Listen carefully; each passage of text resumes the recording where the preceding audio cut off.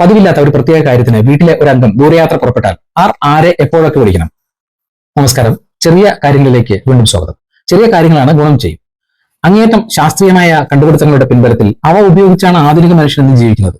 നിയമത്തിലും സർക്കാർ നടപടികളിലും ഈ ചിട്ടയും ക്രമവും ഉണ്ട്.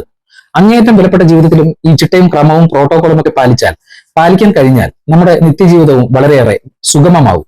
അടുത്ത തലമുറയിലെ കുട്ടികളെയെങ്കിലും ഇതൊക്കെ കാണിക്കുക. വീട്ടിലെ ഒരംഗം വീടിന് പുറത്തേക്ക് ഒരു പ്രത്യേക ദൗത്യത്തിന് പതിവില്ലാത്ത യാത്രയ്ക്ക് പുറപ്പെട്ടാൽ അയാൾ യാത്ര ചെയ്തുകൊണ്ടിരിക്കുമ്പോൾ നിശ്ചിത ഇടവേളകളിൽ അയാളാണ്, അതായത് ഓപ്പറേറ്റർ ആണ്, വീട്ടിലേക്ക് transition reporting and status reporting ആദ്യം ആരംഭിക്കേണ്ടത്. അയാൾ ഡ്രൈവ് ചെയ്തുകൊണ്ടിരിക്കുകയാണെങ്കിലും അല്ലെങ്കിലും, അതായത് വീട്ടിൽ നിന്നും പുറത്തേക്ക് പോയി യാത്ര ചെയ്തുകൊണ്ടിരിക്കുന്ന അല്ലെങ്കിൽ ഡ്രൈവ് ചെയ്തുകൊണ്ടിരിക്കുന്ന ഒരാളെ അങ്ങോട്ട് വിളിച്ച് ശല്യപ്പെടുത്തരുത് എന്നർത്ഥം. നിശ്ചിത ഇടവേളകളിൽ അല്ലെങ്കിൽ ട്രാൻസിഷൻ പോയിന്റുകളിൽ യാത്രക്കാരനാണ് ബേസിലേക്ക് അല്ലെങ്കിൽ വീട്ടിലേക്ക് അല്ലെങ്കിൽ സ്ഥാപനത്തിലേക്ക് സ്റ്റാറ്റസ് അറിയിക്കേണ്ടത്. ഡ്രൈവ് ചെയ്യുക അല്ലെങ്കിൽ അയാൾക്ക് വീട്ടിലേക്ക് ദീർഘമായ കോളോ വീഡിയോ കോളോ ചെയ്യാം. എന്നാൽ ലക്ഷ്യത്തിലെത്തിയാൽ അയാളുടെ കർമ്മം മിഷൻ ആരംഭിച്ചു കഴിഞ്ഞാൽ പിന്നീട് അയാളെ വിളിക്കേണ്ടത് നിശ്ചയിക്കപ്പെട്ട നിശ്ചിത സമയ ഇടവേളകളിൽ വീട്ടുകാരാണ്.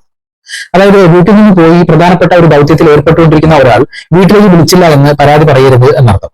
വിളിക്കേണ്ടത് അയാളെയാണ്. പക്ഷേ ഈ കമ്മ്യൂണിക്കേഷൻ വളരെ ചുരുങ്ങിയതും കഴിയുമെങ്കിൽ ടെക്സ്റ്റ് മെസ്സേജുമായിരിക്കണം. മിഷൻ കംപ്ലീഷൻ റിപ്പോർട്ട് ചെയ്യേണ്ടത് യാത്രികനാണ്. പോസ്റ്റ് മിഷനിൽ തിരിച്ച് വീട്ടിലേക്കുള്ള യാത്രയിലാണെങ്കിൽ വീണ്ടും യാത്രികനാണ് സ്റ്റാറ്റസ് ആൻഡ് റിപ്പോർട്ടിംഗ് ഇനീഷ്യേറ്റ് ചെയ്യേണ്ടത്. എന്നാൽ യാത്രികന്റെ യാത്രാ സുരക്ഷിതത്വം മാത്രമാണ് ലക്ഷ്യമെങ്കിൽ, കമ്മ്യൂണിക്കേഷന് ഇരുകൂട്ടർക്കും സമയമില്ലെങ്കിൽ അല്ലെങ്കിൽ ഈ യാത്രകൾ സ്ഥിരമാണെങ്കിൽ യാത്രികന്റെ ഗൂഗിൾ ലൊക്കേഷൻ മാപ്പ് ഓൺ ചെയ്യുകയോ വാട്സാപ്പിൽ ലൈവ് ലൊക്കേഷൻ ഇനേബിൾ ചെയ്യുകയോ ചെയ്താൽ മതിയാവും. അവർ എവിടേക്ക് എത്തിയെന്നും ലക്ഷ്യസ്ഥാനത്ത് എത്തിയോ എന്നുമൊക്കെ വീട്ടിലുള്ളവർക്ക് ആവശ്യമെങ്കിൽ ലൈവായി കാണാൻ കഴിയും.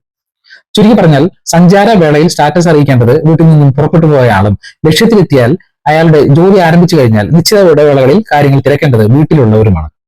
വീട്ടിൽ നിന്നും വിട്ടു താമസിച്ച് ദൂരസ്ഥലങ്ങളിൽ ജോലിയിൽ ഇരിക്കുന്നവരെ പകൽ സമയത്ത് ഡ്യൂട്ടി സമയത്ത് അങ്ങോട്ട് വോയിസ് കോൾ ചെയ്യുന്നത് പരമാവധി ഒഴിവാക്കണം. ജോലിക്കിടയിലുള്ള സമയങ്ങളിൽ പകൽ സമയത്ത് അവർ ഒഴിവുള്ളപ്പോൾ വീട്ടിലേക്ക് വിളിക്കണം. ജപ്പാൻ, ചൈന എന്നിവയിലുള്ള ജീവിതക്രമങ്ങളും പെരുമാറ്റ രീതികളും വരെ ശാസ്ത്രീകരിക്കപ്പെട്ട രാജ്യങ്ങളിൽ ഇതൊക്കെ ചെറുപ്പത്തിലെ തന്നെ കുട്ടികളെ അമ്മമാരും സ്കൂൾ ടീച്ചർമാരും പഠിപ്പിക്കുന്നുണ്ട്. ട്രാവൽ കമ്മ്യൂണിക്കേഷൻ പ്രോട്ടോകോൾ എന്നാണ് ഇതിന് പറയുക. അപ്പോൾ പറഞ്ഞു വരുന്നത്, വീട്ടിൽ നിന്നും ഒരാൾ യാത്ര പുറപ്പെട്ടു പോയാൽ ഈ പ്രോട്ടോകോൾ തന്നെ തുടരണം എന്നല്ല. വീട്ടിലുള്ളയാൾ വിളിക്കാൻ അശക്തനോ പരിമിതനോ ആണെങ്കിലും പുറപ്പെട്ടു പോയ ആൾക്ക് കർമ്മമണ്ഡലത്തിൽ കൃത്യാന്തര ബാഹുല്യം ഉണ്ടെങ്കിലും വിളിയുടെ ക്രമം മാറാം. കാമുകി കാമുകന്മാർ വിവാഹം കഴിച്ചിട്ട് അധികം നാൾ ആയിട്ടില്ലാത്തവർ എന്നിവർക്ക് അങ്ങോട്ടും ഇങ്ങോട്ടും വിളിച്ചുകൊണ്ടേയിരിക്കാം. തമ്മിൽ വലിയ വ്യക്തിബന്ധങ്ങളൊന്നുമില്ലാത്ത നവോത്ഥാന ന്യൂജൻ കുടുംബങ്ങളാണെങ്കിൽ വിളിക്കുകയേ വേണ്ട. അതാണ് നല്ലത്. എത്തുമ്പോൾ എത്തും, വരുമ്പോൾ വരും. ഇത്തരം ചെറിയ വലിയ കാര്യങ്ങൾ ഗുണപ്രദമാണെന്ന് കാണുന്നുണ്ടെങ്കിൽ ലൈക്ക് ചെയ്യുക. ഇത്തരം ചെറിയ അറിവുകൾ വീണ്ടും ലഭിക്കാൻ ഇപ്പോൾ തന്നെ ചാനൽ സബ്സ്ക്രൈബ് ചെയ്യുക. ജീവിതത്തിൽ ഇത്തരം ക്രമങ്ങൾ പാലിക്കണമെന്ന് നിങ്ങൾ ആഗ്രഹിക്കുന്ന ആരെങ്കിലും ഉണ്ടെങ്കിൽ അവർക്കൊക്കെ ഇത് ഷെയർ ചെയ്യുക. വീണ്ടും കാണാം.